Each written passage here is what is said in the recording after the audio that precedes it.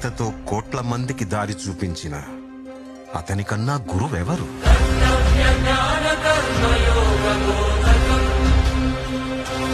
రక్షణ కోసం సముద్రం మధ్యలో ద్వారకా నగరాన్ని కట్టిన అతనికన్నా గొప్ప ఆర్కిటెక్ట్ ఎవరు? వేణుగానంతోనే గోవుల్ని గోపికల్ని కట్టిపడేసే అతన్ని మించిన మ్యూజిషియన్ ఎవరు?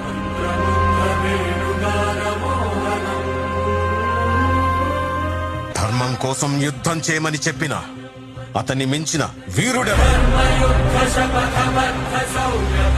హోమయాగాలతో వర్షం తెప్పించిన అతనికన్నా ప్రకృతిని అర్థం చేసుకున్న క్లైమటాలజిస్ట్ ఎవరు? అన్కంట్రోలబుల్ ఆర్పిఎం తో తిరిగే సుదర్శన చక్రాన్ని కంట్రోల్ చేసే అతనికి మించిన కైనెటిక్ ఇంజనీర్ ఎవరు?